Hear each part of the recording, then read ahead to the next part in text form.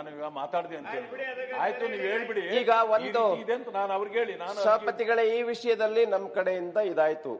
ಈಗ ನಿಮ್ ಕಡೆಯಿಂದ ಆಗಿರುವಂತ ಒಂದು ಲೋಪ ಏನಪ್ಪಾ ಅಂತಂದ್ರೆ, ಈಗ ಹೌದು ಪೀಠದಿಂದ ಆಗಿರುವಂತ ಒಂದು ಲೋಪ ಏನು ಅಂತಂದ್ರೆ, ಸಭಾಪತಿಗಳೇ ಪ್ರತಿಪಕ್ಷ ಇರೋದು ಯಾಕೆ?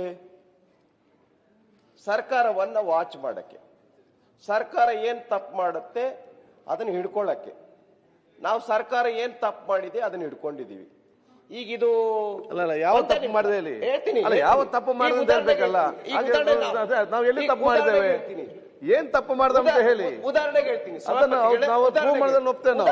ನಾವು ತಪ್ಪು ಮಾಡಿದೆ ಅಂತ ಹೇಳ್ಬೇಡಿ. ನಾವು ಹೌದು ತಪ್ಪು ಮಾಡಿದೆ ಹೇಳ್ತೀನಿ, ಯಾವ್ದು ಅಂತ ಹೇಳ್ತೀನಿ. ಸಭಾನಾಯಕರು ನೀವು ಆಮೇಲೆ ಮಾತಾಡಿ. ಏನೇನ್ ತಪ್ಪು ಮಾಡಿದಿರಿ ಫಾರ್ ಎಕ್ಸಾಂಪಲ್ ಹೇಳ್ತೀನಿ. ಹಿಂದಿ ವಿರೋಧಿ ಸರ್ಕಾರಕ್ಕೆ ಅಂತ ನಾವು ಗೋಷ್ಠಕ್ಕೆ ಹೋಗಿದ್ವಿ ಫಾರ್ ಎಕ್ಸಾಂಪಲ್. ಇದ್ರೊಳಗಡೆ ಯಾಕಿದು ಇದಕ್ಕೆ ಹೋಗ್ಬಾರ್ದು? ಹಿಂದಿ ವಿರೋಧಿ ಸರ್ಕಾರಕ್ಕೆ ಅಂತ ನಾನು ಗೋಷ್ಠಕ್ಕೆ ಹೋಗಿಸಿದೆ. ಎಲ್ಲರೂ ಕೂಡ ಇದು ಕಡತಕ್ಕೆ ಹೋಗ್ಬೇಕು ಹೋಗ್ಬಾರ್ದು ಹೇಳ್ರಿ. ಇದು ಹೋಗ್ಬೇಕಾ ಹೋಗ್ಬಾರ್ದು? ಇದ್ರೊಳಗಡೆ ಅನ್ಪಾರ್ಲಿಮೆಂಟರಿ ಏನಿದೆ? ಒಂದಾಯ್ತಾ?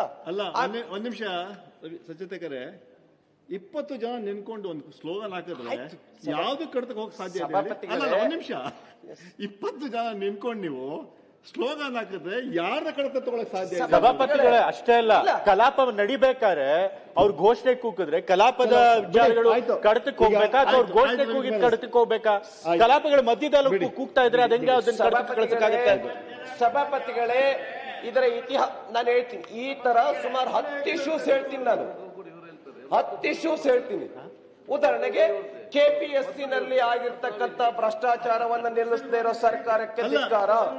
ಇದು ನಿಮ್ಗೆ ಚರ್ಚೆ ಮಾಡಕ್ಕೆ ಅವಕಾಶ ಕೊಡ್ತೀನಿ ಅಂತ ಹೇಳಿದ್ರು ಕೂಡ ಚರ್ಚೆ ತಗೊಳಕ್ಕೆ ಸರಿ ಇಲ್ಲ. ಸಭಾಪತಿಗಳೇ, ಅಲ್ಲ, ಅವರು ನಿಯಮಾವಳಿ ಸೂಚನೆ ಕೊಟ್ಟು ಏನ್ ಬೇಕಾದ್ರೂ ಮಾತಾಡ್ಲಿ, ಎಲ್ಲ ಕಡತಕ್ಕೆ ಹೋಗುತ್ತೆ.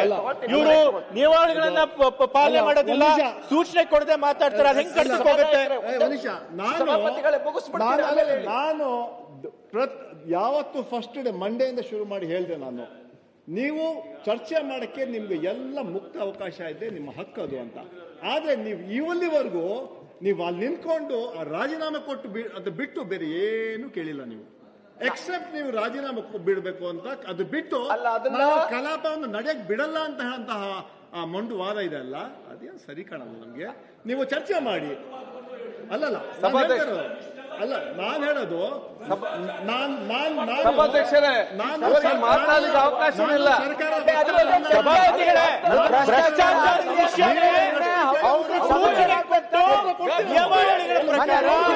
ಚರ್ಚೆ ಮಾಡಲಿ, ಸರ್ಕಾರದ ಪ್ರಶ್ನೆ ಮಾಡಲಿ, ಸರ್ಕಾರ ಕೊಡುತ್ತೆ, ಅನುಕೂಲ ಉತ್ತರ ಕೊಡ್ತೀವಿ. ಯಾವುದೇ ಸೂಚನೆ ಕೊಡಲ್ಲ,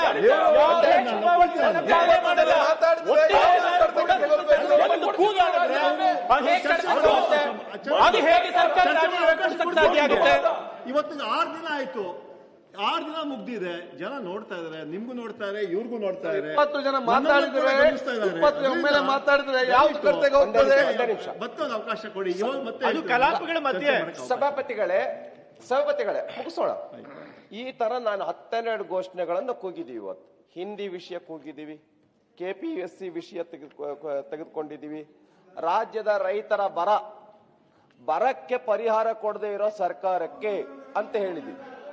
ಇದ್ರೊಳಗೆ ಮಾಡ್ದಂಗ ಆಯ್ತಮ್ಮ ಅಧ್ಯಕ್ಷರೇ.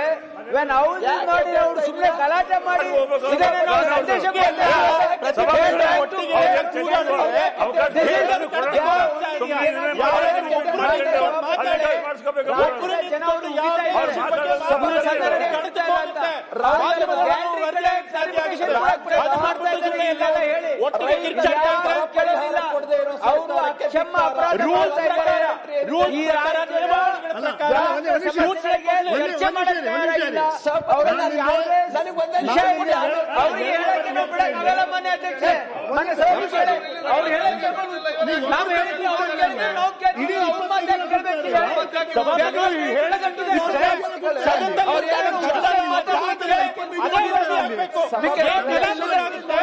ಜನರ ಪರವಾಗಿ ಸಮಸ್ಯೆಗಳಿಂದ ಅದನ್ನ ನೀವೇ ವಿಚಾರ ಮಾಡ್ತಾರೆ. ಅದು ಒಂದು ಅನುಭವಗಳಿಗೆ. ಇವ್ರು ಮಾಡೋ ಸಾಧನೆ ಮಾತ್ರ ವರದಿ ಡಿಸ್ಕಸ್ ಮಾಡಿ ಅಂತಂದ್ರೆ ಇಲ್ಲಿ ಬಂದು ರಾಜಕೀಯ ಮಾಡ್ತಾ ಇದ್ದಾರೆ.